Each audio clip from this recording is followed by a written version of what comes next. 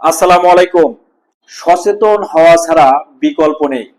আমাদের পরবর্তী প্রজন্ম কি পরিমাণ হুমকির মুখে বা আগামী দিনগুলো আমাদের কি পরিমাণ কঠিন সময় অপেক্ষা করছে তা আজকের এই ভিডিওর মাধ্যমে আপনারা বুঝতে পারবেন। পুরো ভিডিওটি দেখার অনুরোধ রইল। এই ভাইটি 3 মাস আগে রোড ট্রাফিক অ্যাক্সিডেন্টের মাধ্যমে তার হাতের ঠিক এই জায়গাটায় রেডিয়াস আল্লাহ নামের দুটি হাড় ফ্র্যাকচার হয়ে বের হয়ে যায়, যাটাকে ওপেন ফ্র্যাকচার বলা হয়। এবং পরবর্তীতে দেখতে পাচ্ছেন এক্সটার্নাল ফ্লেক্সেশনের মাধ্যমে তার অ্যানাটমি, হাড়ের অ্যানাটমি ঠিক রেখে হাড় জোড়া লাগার একটি প্রক্রিয়া চলমান। বর্তমান ভাইটি সেকেন্ডারি ইনফেকশন নিয়ে আমাদের হসপিটালে আজ ডাক্তার মোহাম্মদ মাজারুল ইসলাম অর্থোপেডিক্স বিশেষজ্ঞ স্যার তার আন্ডারে আমাদের হসপিটালে ভর্তি হয়।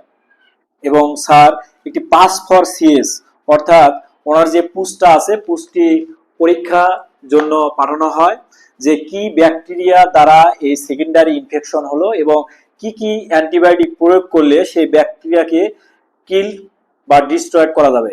আপনারা দেখতে পাচ্ছেন যে এই জায়গাটায় ইকলাই ব্যাকটেরিয়া দ্বারা ইনার সেকেন্ডারি ইনফেকশন হয় এবং এই ইকলাই ব্যাকটেরিয়ার এগেনিস্টে তার অলমোস্ট 4টি অ্যান্টিবায়োটিক ব্যতীত প্রায় সব অ্যান্টিবায়োটিক রেসিস্টেন্ট।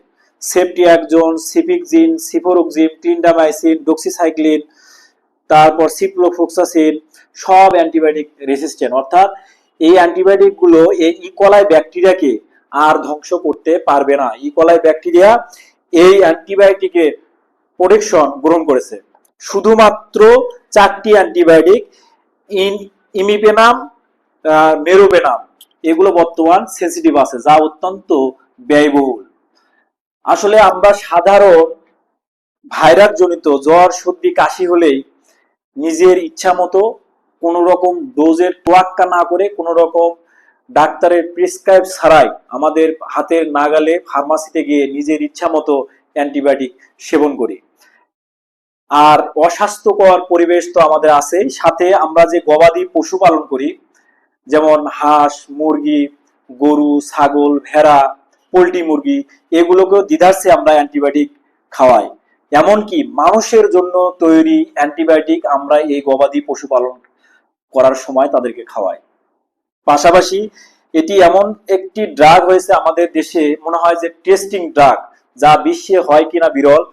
এই অ্যান্টিবায়োটিক বর্তমান বাংলাদেশে ফার্মাসিউটিক্যাল কোম্পানিগুলো এই অ্যান্টিবায়োটিককে স্যাম্পল হিসেবে ডাক্তারকে ভিজিট করানো হয়, যে মনে করানো হয় যে এটি একটি টেস্টিং ড্রাগ।